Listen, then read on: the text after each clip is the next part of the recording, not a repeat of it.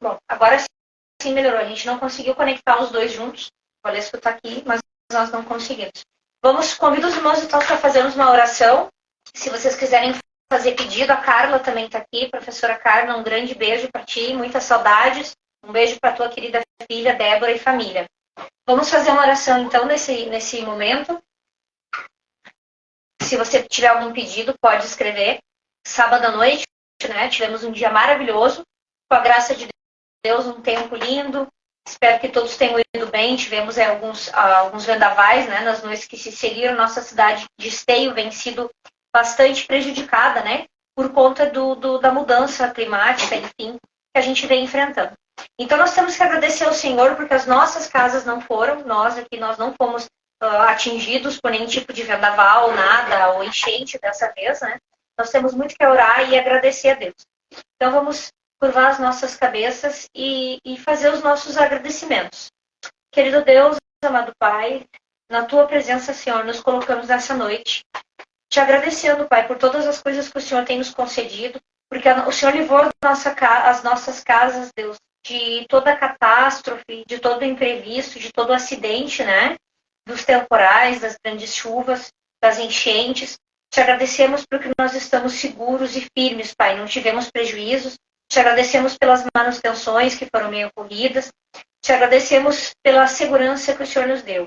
Te agradecemos, Senhor, pelas nossas famílias. Que o Senhor venha abençoar os filhos, os pais, as mães.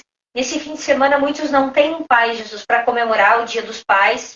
Muitos filhos estão no mundo, Senhor. Os pais não sabem o paradeiro. Muitos estão na droga, né? Aqui onde moramos, a gente vê muitos jovens, Pai, numa sexta-feira à noite, no sábado à noite, procurando vício, procurando perdição, procurando somente aquilo que a gente sabe, Senhor, que é uma diversão barata, né?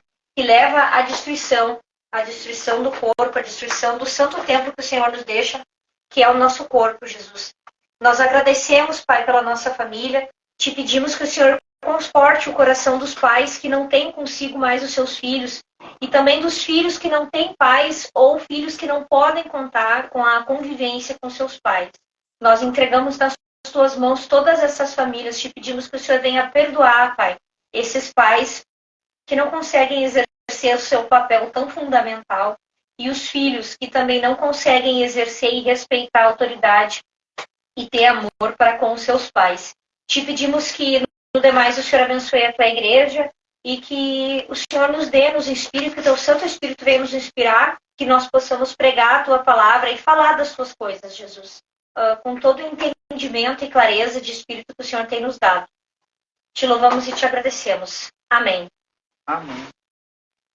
Então, irmãos, vem se aproximando, né, o Dia dos Pais e sim, os valores estão bastante invertidos. Hoje algumas escolas até já falam em não comemorar mais Dia do Pai, mas sim Dia do tutor, do responsável, mas a verdade é que a palavra de Deus ela é clara, né, a respeito da importância do papel do homem na família. Então, assim, aqueles que têm pai que possam aproveitar, né, uma boa convivência com seu pai, que possam dar um abraço, um presente, um almoço, uma companhia, uma conversa gostosa. E aqueles que não têm é uma pena mesmo. Eu entendo, existem pessoas que às vezes até por uma questão de bem-estar precisam se afastar, né, dos seus familiares. É algo muito contraditório, mas infelizmente às vezes pode acontecer, né?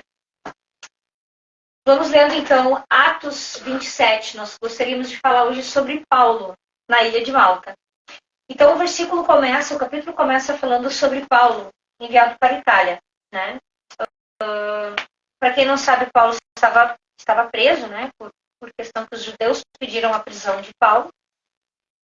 E aí o Estado estava dividido, parte da autoridade era dos judeus e parte da autoridade era dos romanos, né? Como Paulo era cidadão romano, acabou que ele apelou a César, porque os judeus queriam que Paulo voltasse para Israel, posso dizer assim, né? Judeia, obrigada. Para a Judéia, a fim de ser julgado lá. Mas, na verdade, era uma grande cilada, porque lá ele não seria julgado, lá ele seria sentenciado à morte, já existia um complô prevendo isso. Então, Paulo, como cidadão romano, ele apela para César. E aí vem aquele ditado que a gente costuma falar, né? Para César apelaste, para César irás. Então, Paulo vai numa viagem, é determinado que ele vá junto com outros prisioneiros para Roma. É isso, né?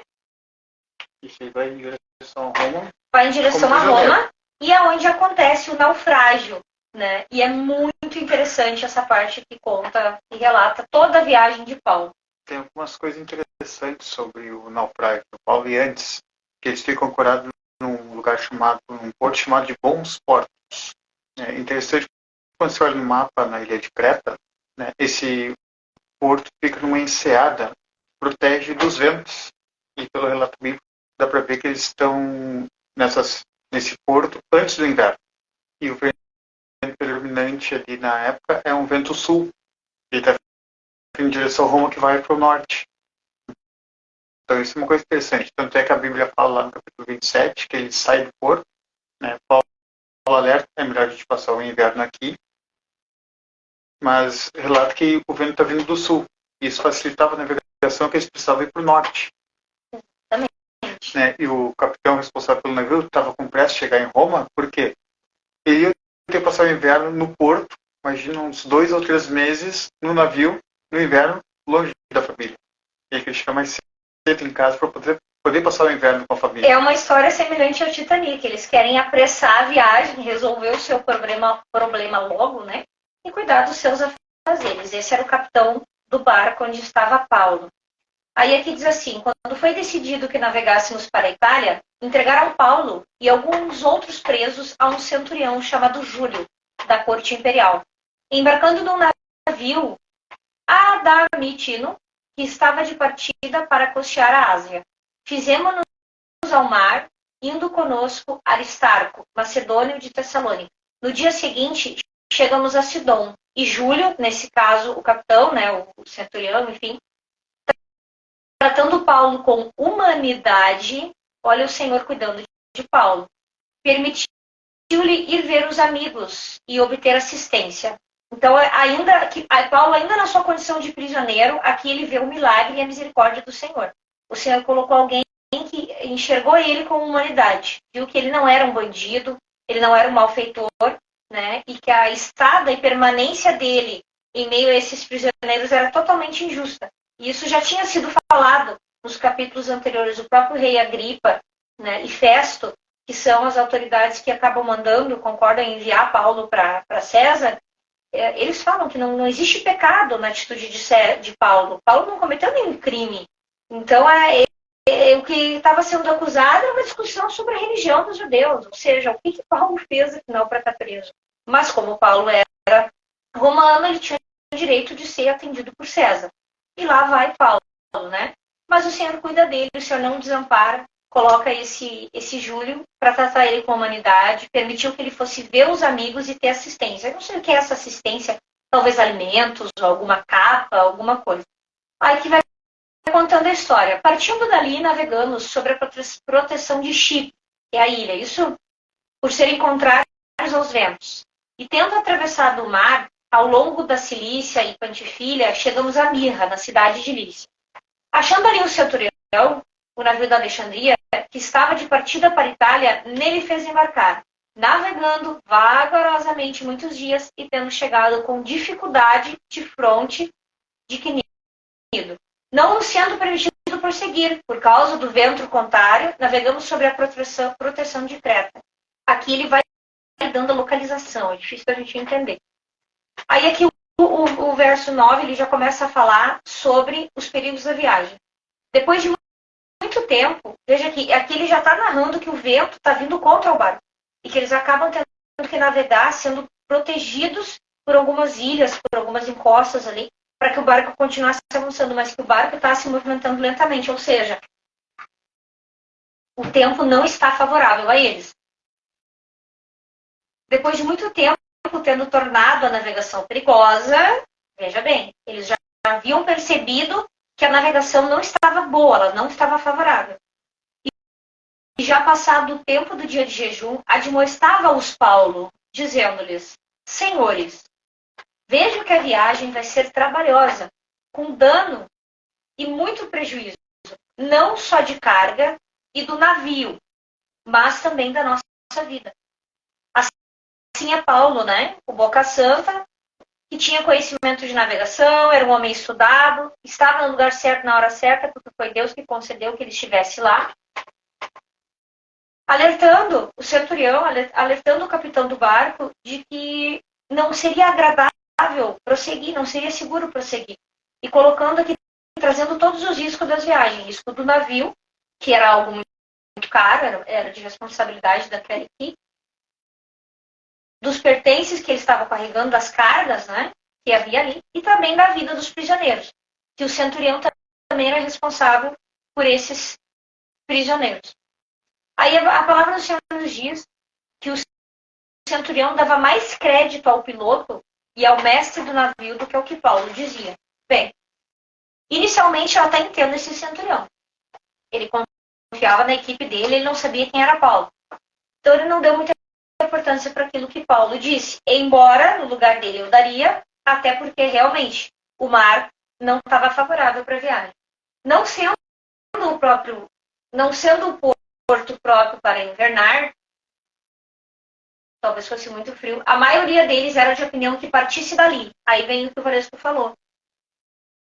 Para ver se podiam chegar a Fênice e aí passar o inverno, visto ser um porto de Creta, no qual olhava para o Nordeste. O que ele está dizendo aqui? Esse não era um bom porto para aguardar. Eles teriam que desembarcar, ficar ali por um período, esperar o inverno, né, o inverno passar e depois seguir viagem. Essas viagens, elas duravam meses. O que eu entendo aqui? Eles queriam seguir viagem antes do inverno, porque o inverno era rigoroso, né? Soprando brandamente o vento sul e pensando eles ter alcançado o que desejavam, levantaram a âncora e foram costeando mais de perto a ilha de Creta. Entretanto, não muito depois, desencadeou-se aquilo que Paulo falou, né? Desencadeou-se do lado da ilha um tufão de vento, sendo o navio arrastado com violência. Sem poder resistir ao vento, cessamos a manobra e fomos nos deixando levar. O que eu vejo aqui, irmão? Uma coisa importante aí. Aqui onde a gente mora, às vezes quando vem um vento muito forte, uma virada de vento prevê o quê? Tempestade, temporal, tormenta. É o que está sendo... Tem uma virada de vento aí. Exatamente. Exatamente o que está sendo visto aqui. Quando teve um tufão aqui em Steve, foi bem assim. O vento simplesmente mudou de uma hora para outra. Eu cheguei a filmar, mostrei, falei, olha que interessante, o tempo mudou. O vento mudou e veio um tufão mais feio que eu já vi na vida, né? Foi o que aconteceu aqui. Mas o que eu quero colocar aqui para vocês, irmãos? Nesse momento, eles admitiram que eles perderam completamente o controle do barco. Ou seja, eles deixaram levar. Simplesmente deixaram o barco levar, é o que diz a palavra. Cessamos a manobra e fomos deixando levar. Passando sob a proteção da ilha, chamada Cauda, conseguimos recolher o bote. E levantando este, usaram de todos os meios para cingir o navio. Aqui segue, irmãos, que eu quero colocar aqui que a viagem vai seguindo e a viagem deles vai de mal a pior. Chega um ponto que diz assim, e não aparecendo havia já alguns dias, nem sol nem estrelas, caindo sobre nós grande tempestade, dissipou-se afinal toda a esperança de salvamento. Eu vejo que aqui entra o momento mais crítico da viagem deles. Que é o momento em que todo mundo já entendeu que vai morrer. Que aquilo que Paulo falou lá no começo realmente está acontecendo. Não tem mais para onde ir, eles cometeram um erro, não tem como voltar, eles estão em alto mar, estão à deriva, eles não têm controle do barco, eles não sabem onde eles estão, porque eles se guiavam pelas estrelas. E aí entra uma situação bem interessante, né? Eles perderam a esperança. Perderam a esperança. Havendo todos estado muito tempo sem comer, Paulo, pondo-se de pé no meio deles, disse: o que é uma pessoa que não perde a esperança? Paulo não havia perdido. Nesse momento, irmãos, eu vejo aqui que Paulo tinha a certeza do plano que Deus tinha com ele. Porque essa viagem de Paulo à Itália, onde ele iria pregar em Roma, fazia parte do plano de Deus. Ele orou a Deus e pediu para pregar em Roma. Ele queria pregar em Roma. E ele foi, na condição de prisioneiro, com uma escolta, né? Porque se ele fosse como um homem livre, talvez ele não chegasse, porque eram muitos os perseguidores de Paulo. Então o Senhor mandou ele na condição mais humilde, mais humilhado que ele tinha, na condição de prisioneiro, mas com uma guarda em cima. E olha os planos de Deus como são fabulosos, a virada que Paulo dá nessa viagem. ele se levanta esperançoso e ele leva a esperança, porque o crente é assim. O crente, irmãos, ele não pode ser aquele que num navio naufragando ele vai dizer acabou. Quem é o culpado? Se tu tivesse me escutado, o crente não pode ser acusador. O crente tem que levar a esperança para o povo. E a nossa esperança é Cristo. E a certeza que Paulo tinha é aquilo que Cristo havia falado para ele, de que ele sairia em Roma, de que ele pregaria em Roma. Então ele não podia, ele tinha aqui a total certeza de que os planos do Senhor se cumpririam. Ele não podia se duvidar, né? Como nós, seres humanos, muitas vezes duvidamos das promessas de Deus. Isso é um problema. Isso nos traz um desânimo, primeiramente um desânimo, né? E um prejuízo espiritual. Eu já me envolvi em problemas que não eram meus, eu já sofri ao presenciar pessoas sofrendo problemas que não eram meus e que não tinha nada a ver comigo. Simplesmente ao ver a aflição daquelas pessoas, eu sofri. E eu perdi a fé em estar junto, né? Sanguessuga. Sabe aquelas pessoas que são sanguessugas espirituais? São pessoas que não buscam a Deus, elas não estão com Deus, elas levam uma vida completamente diferente, mas elas estão perto de você com problemas graves, elas não têm a certeza que você tem de que Jesus vai te socorrer, de que em algum momento o socorro virá, a esperança, né? E elas vivem uma vida de muito mais angústia e aflição do que nós, que temos a certeza que o Senhor nos assiste e de que em algum momento Ele vai mandar o socorro. Foi exatamente isso que aconteceu com Paulo. Ele tinha a certeza da salvação daquela viagem, embora os homens tivessem a certeza de que a morte estava certa e de que não havia nenhuma possibilidade de salvamento. Eles não tinham mais controle, né? Então, seguindo a viagem, Paulo se pôs de pé em meio a eles e disse: Senhores, na verdade, era preciso terem me atendido e não partir de Creta. Ou seja, vocês lembram quem eu sou? É como se Paulo estivesse recuperando aqui a sua identidade, conquistando a autoridade para falar com o povo. Porque sim, muitas vezes, irmãos, a gente dá nossas pérolas aos porcos. A gente fala as coisas para as pessoas quando a gente não tem autoridade sobre a vida delas. Para falar alguma coisa para alguém, a gente precisa ter autoridade. A gente precisa ter relacionamento. A gente precisa ter intimidade. E é aí que vem a regra dos 5 minutos. Que eu falei para vocês que eu ia contar, mas eu vou dar mais uma segurada para contar sobre essa regra. Então, quando Paulo chega e diz assim, na verdade, era para terem me atendido e não partir de Creta. Ele está trazendo a memória e ele está conquistando a autoridade daqueles prisioneiros. E aí ele segue dizendo, mas já agora vos aconselho, bom ânimo, animem-se, porque nenhuma vida se perderá entre vós, mas somente o navio. Aí entra uma contrariedade.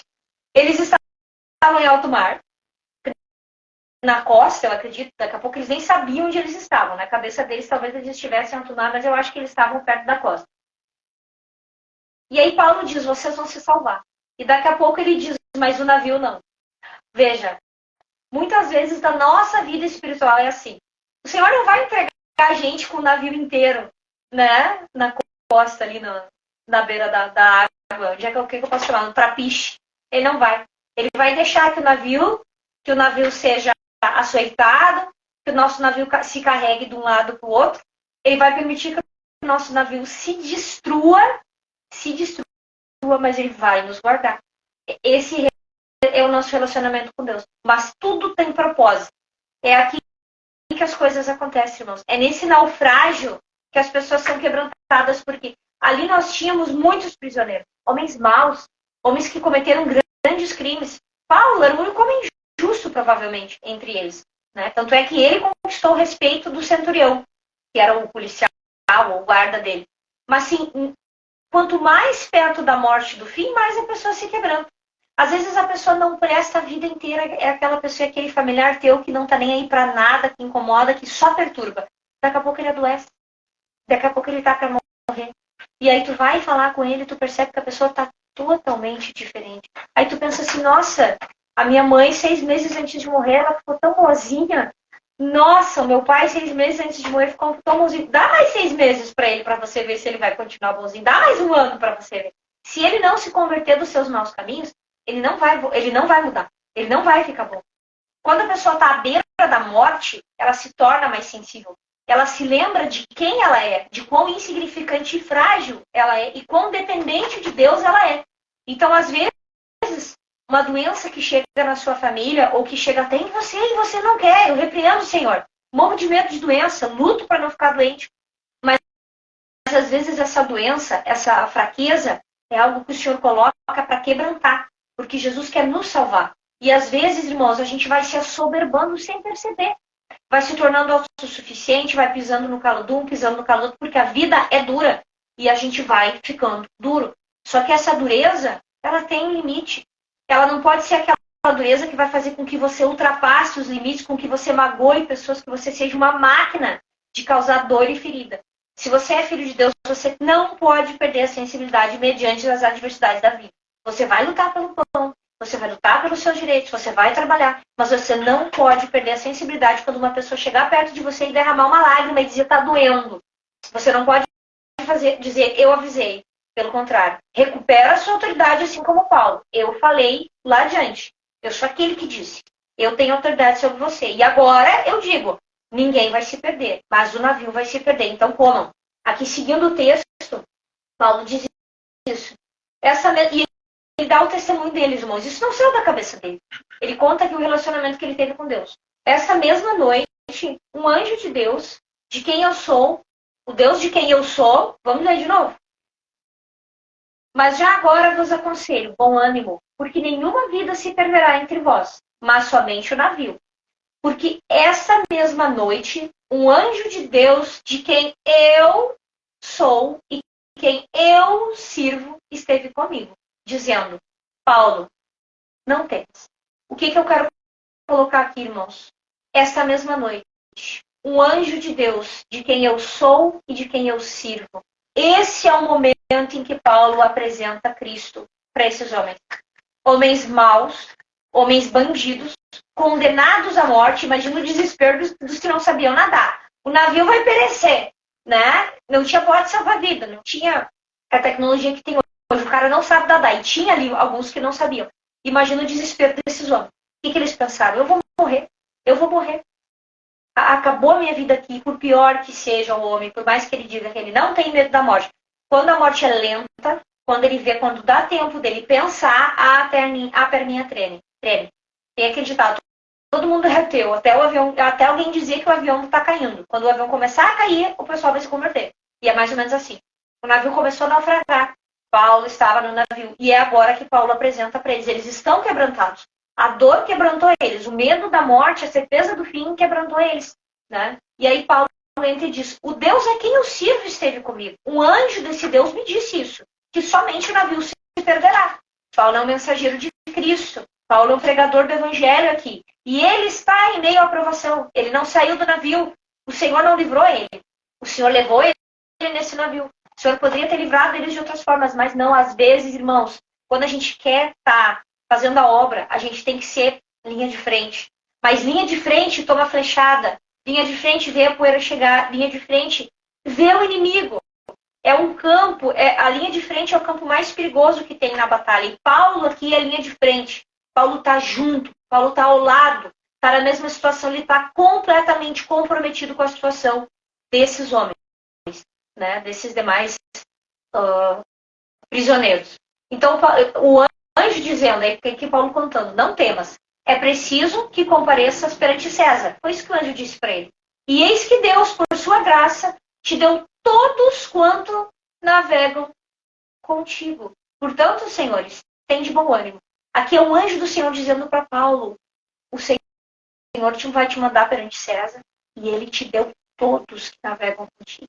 Irmãos, você consegue entender a profundidade dessa palavra e a misericórdia de Deus?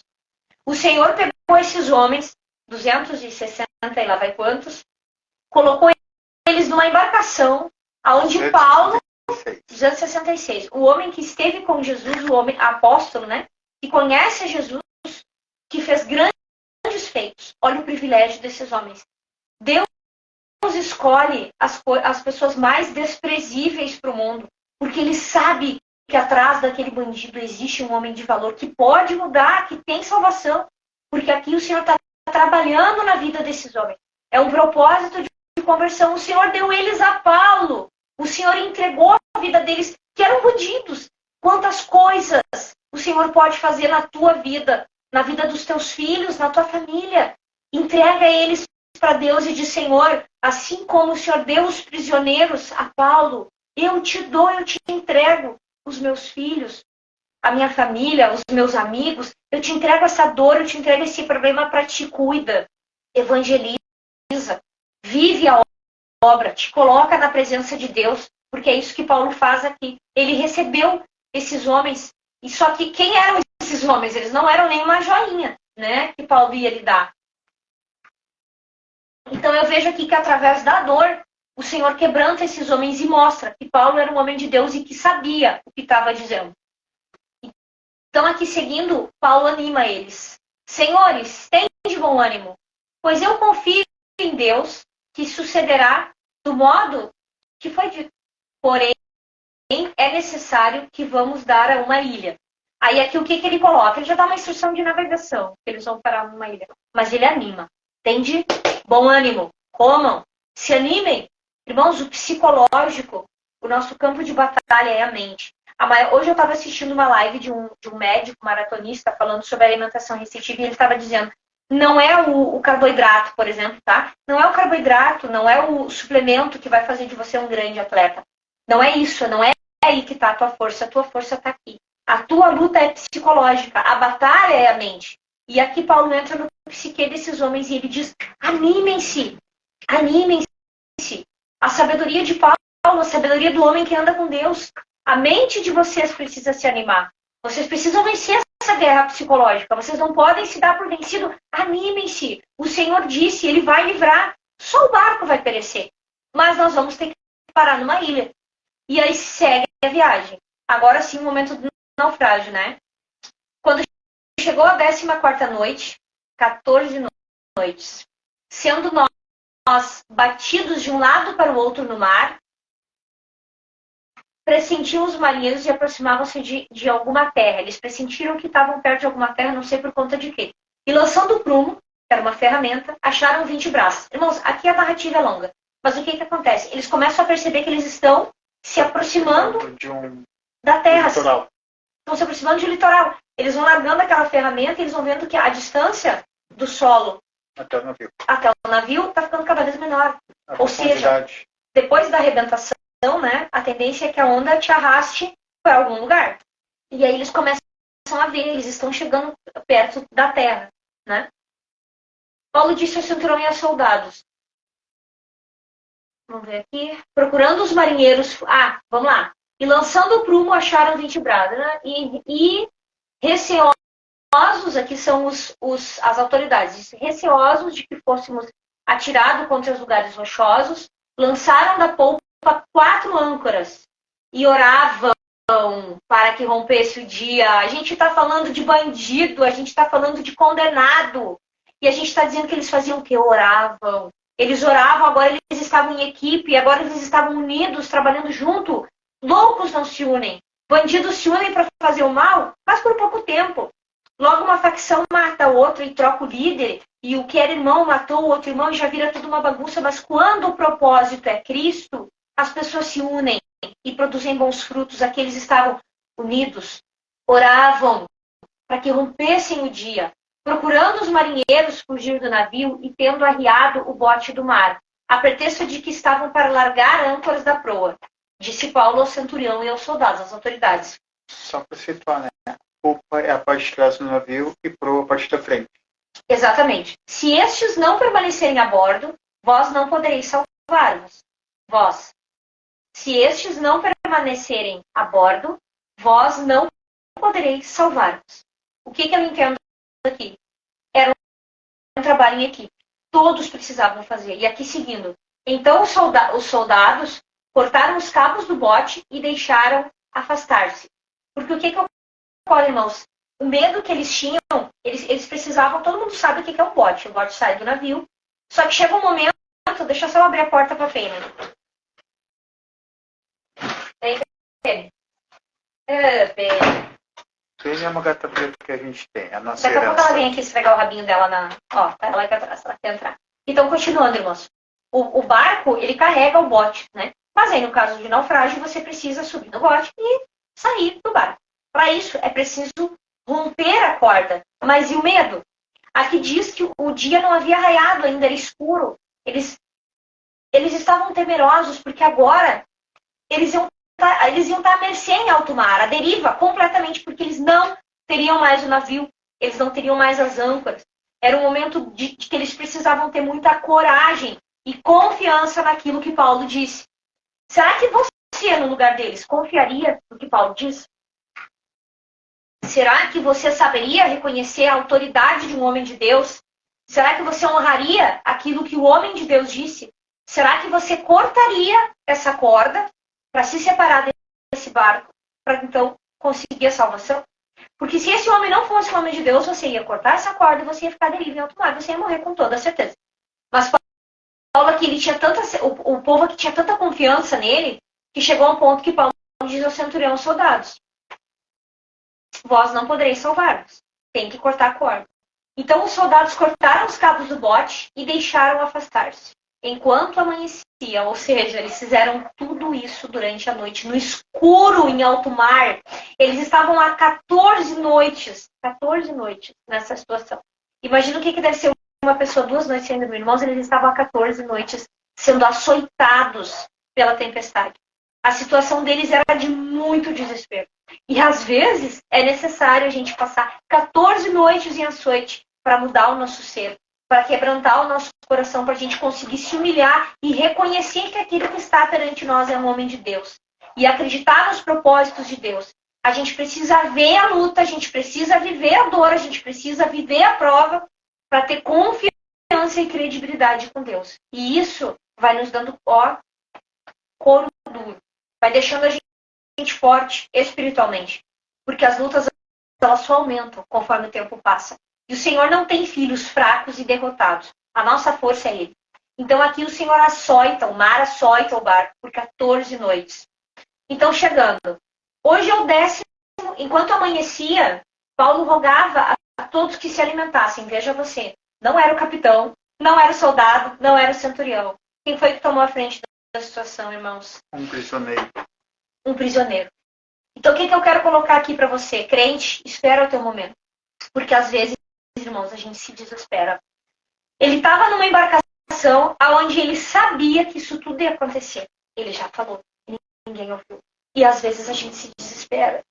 Meu Deus, o fulano está indo para o lado errado. O fulano está fazendo uma coisa errada. Ele vai naufragar. Vai acontecer. E vem aquele desespero, mas a gente não tem autoridade sobre a vida daquelas pessoas. Aquelas pessoas, elas não sabem quem nós somos. Elas não entendem o conhecimento que a gente tem. Elas não sabem da nossa experiência com Deus. Elas não conseguem entender o discernimento que nós temos das coisas espirituais e a gente está vendo que vai dar ruim.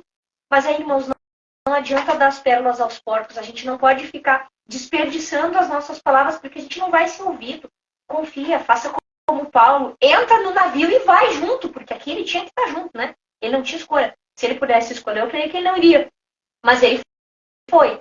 Mas ele não foi desesperado, murmurando, né? Que nem uma caturrita, vai afundar, vocês estão errados. Não! Ele esperou a hora de abrir a boca. Ele foi calado, ele foi mudo. Até o momento que os homens se viram mediante da morte. Agora acabou, agora nós vamos naufragar, nós vamos morrer, não tem mais o que fazer. Acabou? Ninguém mais tem nenhuma solução para dar? Porque com toda certeza as Maria Palpiteiras se levantaram. Eu acho que tem que fazer isso, e Paulo sabendo que não. Eu acho que tem que fazer aquilo, e Paulo calado. Eu acho que vai ser não sei o que lá, e Paulo calado. Paulo não entra em contrariedade com ninguém. Paulo não diz, você está errado. Você, não é o que você está dizendo. Paulo não bate de frente, Paulo se cala e espera a vez dele. Acabou. Ninguém tem mais o que dizer. Ninguém tem mais nada para falar. Todo mundo tem a certeza que vai morrer. Então tá. Eu sou Paulo. Eu disse lá que o barco ia naufragar. Eu disse para não acontecer. Agora vai ser assim. E aí vem os açoites. E esse povo começa a ser açoitado e começa a se ver à beira da morte. E começa a vir o desespero e o quebrantamento. E agora eles estão totalmente dependentes das instruções de Paulo, um homem de Deus. Eles estão seguros, eles estão bem guardados, porque Deus era com Paulo. E aqui eles se colocam totalmente a ouvidos as instruções de Paulo. E aqui Paulo diz, hoje é o 14º dia em que esperando estais sem comer nada, tendo provado. 14 dias sem comer. Para quem fala mal do jejum, 14 dias sem comer. Eu vos rogo que comais alguma coisa, porque disso depende a vossa segurança. Quem é que quer ter força, né? Para se alimentar. Nenhum de vós perderá nem mesmo um fio de cabelo. É aqui Paulo profetizando, amor, irmãos. Paulo levando esperança. Vocês não vão perder um fio de cabelo. Só a navegação vai se perder. Tendo isso dito, olha a confiança dessa gente. Tomando o pão, deu graças, na presença de Deus, na presença de Deus e de todos. E depois de partir, começou a comer.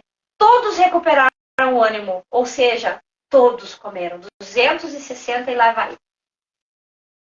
Estávamos no navio 266 pessoas, refeitos com a comida. Agora vem o momento mais crítico. Aliviaram o navio, lançando ao mar o trigo. Nós estamos falando de viagem que levavam meses. O trigo é uma semente que ela dura bastante tempo. Ela é durável, né? Então esse era o alimento deles. E aqui eles precisavam aliviar o barco para conseguir se salvar, para conseguir chegar na ilha. Aqui eles abrem mão de todo o recurso que eles têm. Aqui eles simplesmente entregam as contas e dizem, tá bom, Deus. Agora é tudo contigo e com Paulo. Entregamos a nossa vida, a nossa segurança, os nossos alimentos. Olha a responsabilidade que estava sobre os ombros de Paulo. E se eles não chegassem à ilha? E se de fato eles naufragassem e começassem a morrer? Foi Paulo que instruiu, irmão. O peso da responsabilidade. Às vezes as pessoas querem responsabilidades, mas e o peso? Será que você aguenta? Será que você aguenta ser chefe do setor que você trabalha? Um dia. Será? Será que não é Deus te poupando? Daqui a pouco você diz, ai Senhor, eu quero ter um carro. Quero ter um carro muito top. Aí Deus te dá aquele carro e você aguenta a responsabilidade, a manutenção, a administração, IPVA. É só um exemplo. Ou daqui a pouco você quer ter mais um filho, mas você aguenta a responsabilidade de ter mais um filho, ou você quer casar. Tem muito menino que quer casar. Eu quero casar. Não, ele não quer casar, ele só quer fazer sexo. E aí ele acha que casando ele vai fazer. Mas ele não aguenta a namorada de TPM um dia, que é muito comum. Então aqui Paulo, homem de Deus, ele tinha uma responsabilidade imensa. Deus deu a ele 266 pessoas. Ele animou essas pessoas, ele conquistou o respeito delas, ele fez com que eles comessem, porque eles já não queriam mais comer, e aqui ele deu orientação, despeçam-se do alimento, se desfaz de tudo. Deixa aí no mar. Largaram também as amarras do leme, e alcançando a vela à proa, dirigiram-se à praia, dando, porém, num lugar onde as correntes se encontravam, encalharam o navio. A proa encravou-se e ficou imóvel, mas a polpa se abria pela violência do mar, ou seja, aqui o navio começa a se espedaçar. Acontecendo exatamente aquilo que Paulo disse. O navio vai se perder, mas vocês não. E aí agora vem o momento da prova. Homem é que somos. Em meio a todo aquele desespero, os prisioneiros trabalhando, segundo as orientações de Paulo, lutando para sobreviver, todos no mesmo barco, inclusive os centuriões. O parecer dos soldados era que matassem os presos. Veja você. Para quem não sabe, os soldados eram responsáveis pelos presos. Eles pagavam com a vida e a vida das suas famílias. Então, aqui, qual é a sugestão dele? Parecer, ou seja, decidido. Matar todos os presos para que nenhum deles nadando fugisse. Veja que absurdo, né? Então, aqui é o momento que vem a contrariedade do que Paulo disse. Porque quando você é cristão e Deus te dá uma direção, Satanás sempre vai aparecer te dizendo o contrário. Aí chega o parecer dos soldados. Matem os prisioneiros. Eles ficaram todo esse tempo sofrendo, lutando, sendo açoitados, passando fome, passando frio, passando medo, lembrando de tudo aquilo de ruim que eles haviam feito. Aquele que matou pensando, mas eu poderia não ter matado, eu poderia ser uma pessoa melhor. Aquele que não cuidou do filho pensando, eu podia ter cuidado do meu filho. Ou o outro que devia um perdão de Jesus, eu poderia ter perdoado meu pai, eu poderia ter perdoado a minha mãe. Eu tenho um filho me esperando. Eu não sei qual a necessidade desses homens. Mas eles se viam a certeza da morte. A morte era chegada para eles. E aí quando Paulo anima eles e diz, vocês não vão morrer, só o navio vai perecer. Tem um enviado do diabo que chega e dá o parecer. Matem os presos. Matem todos eles. Para que não ocorra deles fugirem nadando. A coisa mais absurda que eu já escutei. Primeiro porque para nadar em alto mar tem que ser ninja. Tem que ser muito bom. E segundo, tem que estar bem alimentado. Aqui eles não estavam. E uma coisa também nesse detalhe, é um mar de ressaca. De ressaca. Pós-tempestade. Quem que vai conseguir nadar no mar de ressaca, estando há tanto tempo em alto mar sem comer, no desespero, porque quem nada sabe que a pior coisa que tem é se desesperar, né? Nadar no mar é muito difícil. Eu sou praticante de natação, só nado na piscina. Já digo, quando saio, não tiro ninguém da água. Só nado na piscina, não sei nadar em água aberta, né? Era uma ideia absurda, era um pretexto. Mata os prisioneiros. Era muito mais fácil para o soldado dizer, não, eu matei, do que dizer, a gente salvou e agora a gente cuidou deles para que eles não fugirem. A responsabilidade deles seria melhor. Irmão, seria uma carnificina total. Seriam 266 pessoas mortas, assassinadas, sem a mínima chance de se salvarem, por uma hipótese ridícula, absurda dos soldados. Mas Deus deu a Paulo essas 266 pessoas, esses 266 prisioneiros. Eles eram para Paulo. O Senhor deu, e aquilo que o Senhor dá em honra. Se Ele te deu o teu filho, Ele vai te honrar.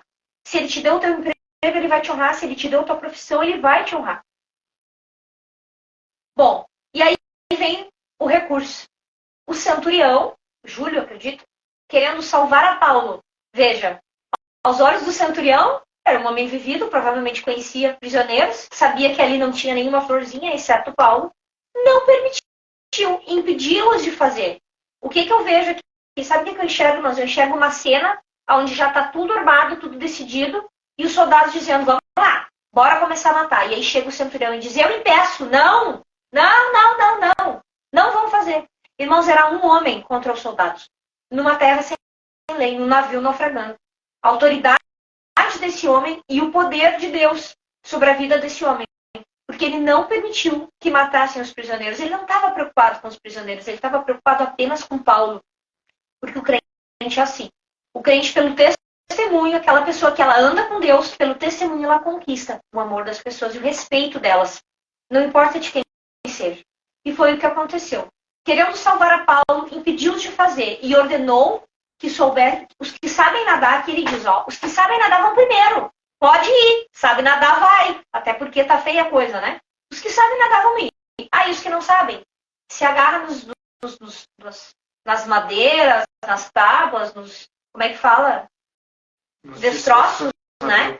Do navio e vai também. Aí aqui coloca.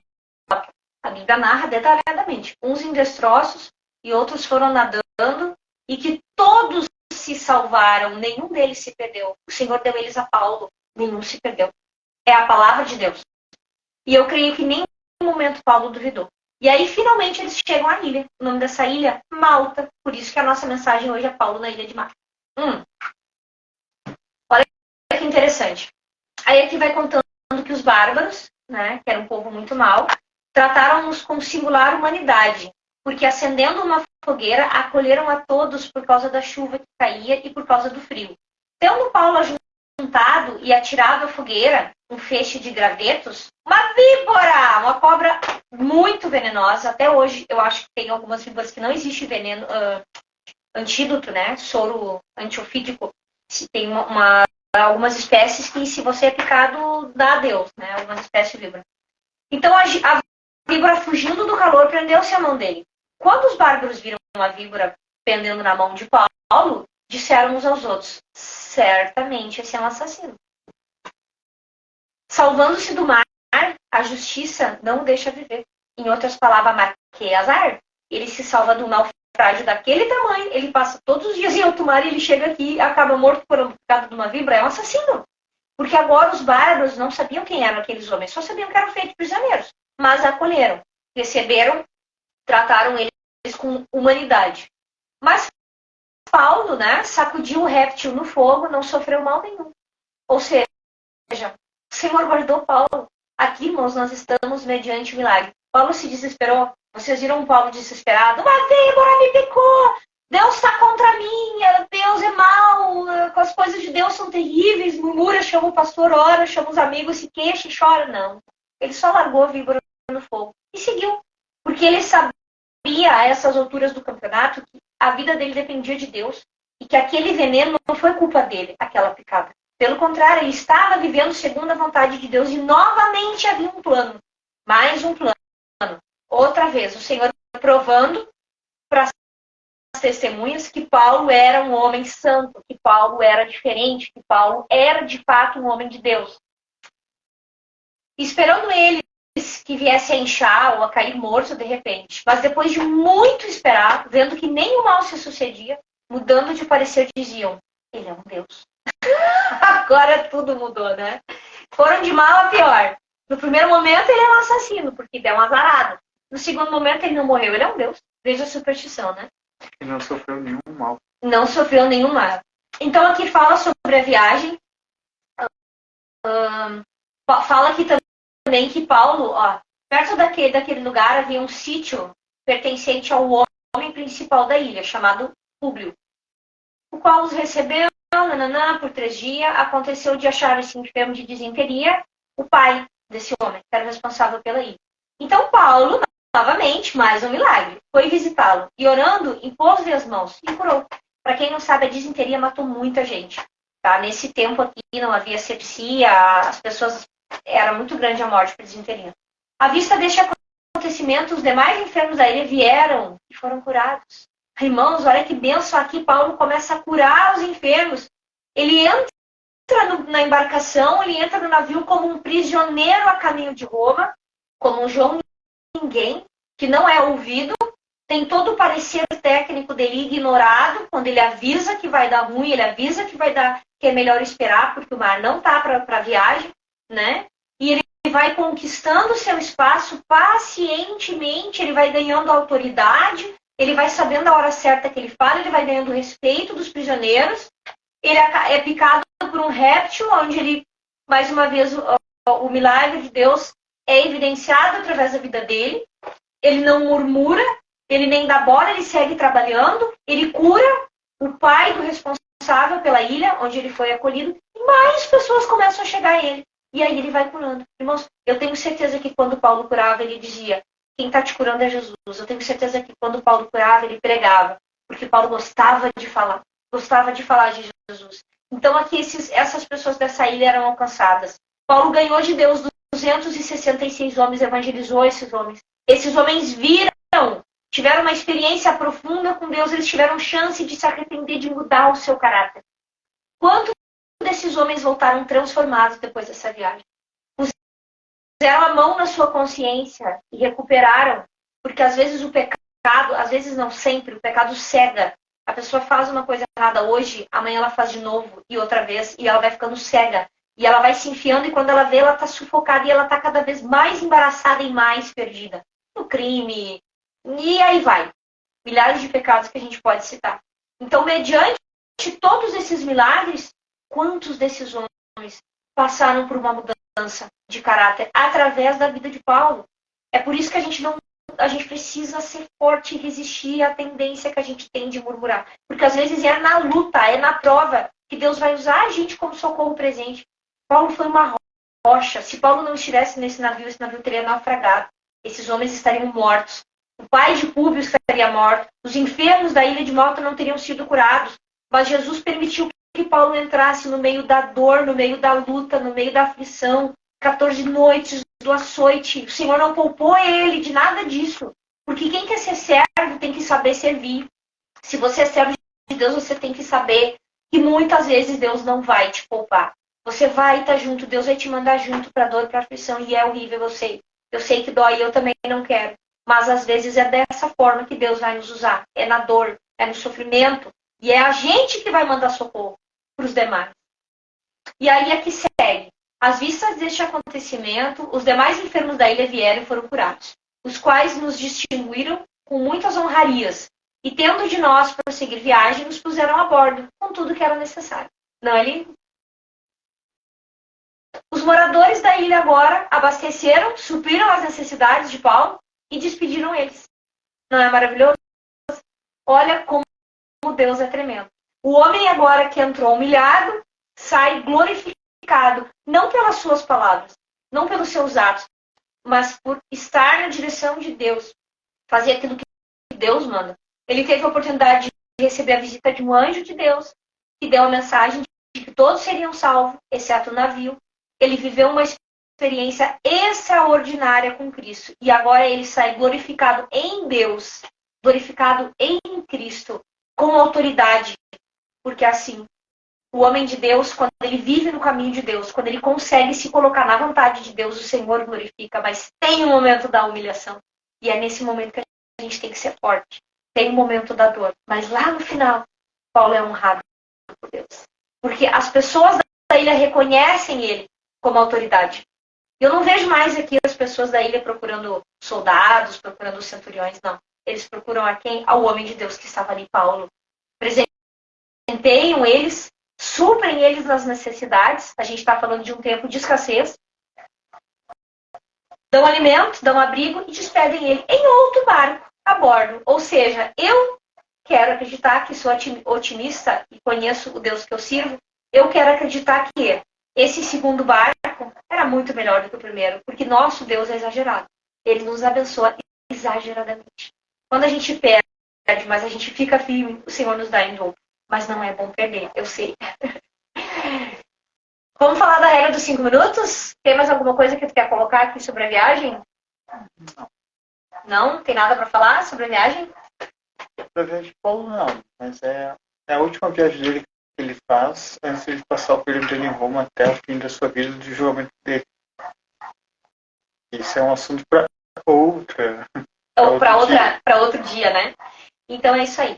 A regra dos 5 minutos, e que se aplica aqui a Paulo, é bem interessante, irmãos. O que eu aprendi hoje com a minha amiga Luciana? Ela que me ensinou, se ela estiver me assistindo, um beijo, querida. Amo demais conversar com a Lu. Lu é um amor de pessoa. A Aline também está aqui, a Neu, Juliano, olha aí. O Matheus. Tudo bom, pessoal? Obrigada pela visita. Então, assim, a regra dos 5 minutos é a seguinte. Eu, que sou muito bocuda, adorei essa regra.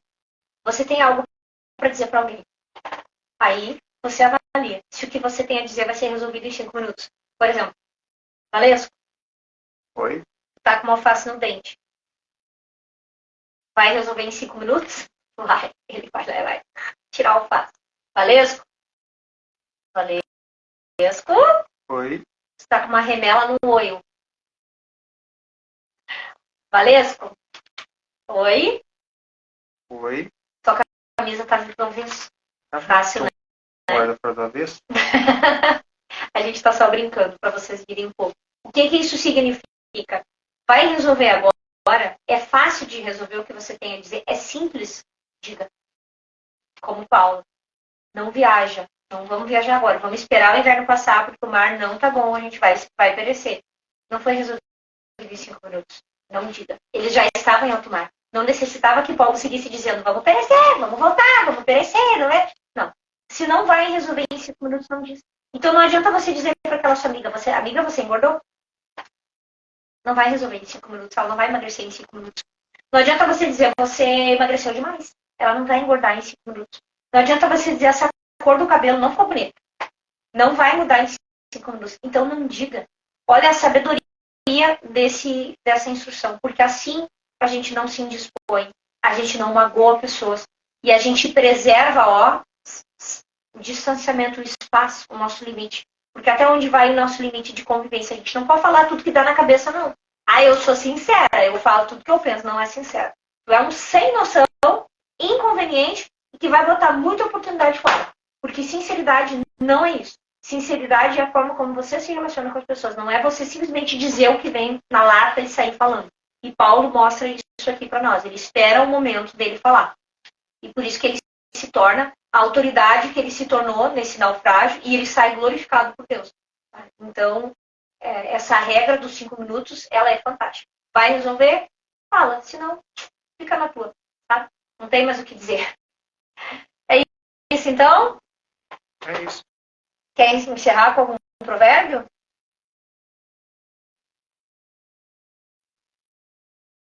Agora não. Então tá bom. Irmãos, nós estamos no YouTube. Como é que é o nome do nosso canal no YouTube? Ministério JW. Ministério JW. Quem quiser pode nos seguir lá, né? Quem puder nos seguir aqui no Instagram vai estar nos ajudando. Se essa mensagem te tocou de alguma forma, compartilha com algum amigo, né? Com algum familiar seu, enfim. E se você quiser aprimorar a leitura, é no livro de Atos, capítulo 27. Foi aí que nós lemos, certo?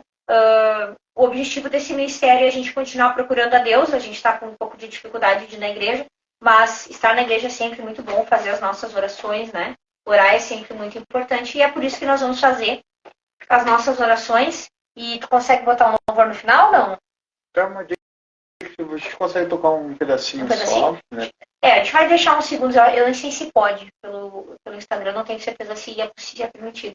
Mas a gente pode deixar uma dica aí de louvor. Nós vamos orar mais uma vez, então. E... Antes de gente orar, só falar a música, né? A música do Brian Duncan, né? Chama-se One Voice. É uma música antiga, muito boa aqui, né? Uma só voz para adorar o Senhor. Uma só voz, é que na verdade estamos todos numa só voz, né? Orando ao Senhor. Quando você quiser ouvir os louvores bons, conversa com o Valesca. Ele conhece cada banda, cada música, cada álbum. Eu fico até... Às vezes eu até me assusto, né? Com tanto de música que ele conhece. Gosta realmente de louvor. Quer orar então para encerrar? Vamos orar. Oremos. Querido Deus, amor Pai, lhe agradecemos. Santo pela palavra que temos agora, Pai. Que o Senhor nos abençoe essa semana, Pai amado, nos desse dia e possamos ter fôlego, Pai amado, para fazer a tua vontade, Pai. Toca nos nossos corações, mostra o caminho que nós devemos seguir e que nós sabemos controlar a nossa língua, a nossa fala, Pai amado, para não ter pessoas e trazer conselho sábio para todos eles, Pai amado, conforme a tua vontade. Vem estar aqui conosco, abençoe as pessoas que estão nos acompanhando e que nos irão acompanhar, em nome de Jesus. Amém. Amém. Tchau, irmãos. Paz do Senhor. Fiquem com Deus. Um grande beijo. Tchau, tchau.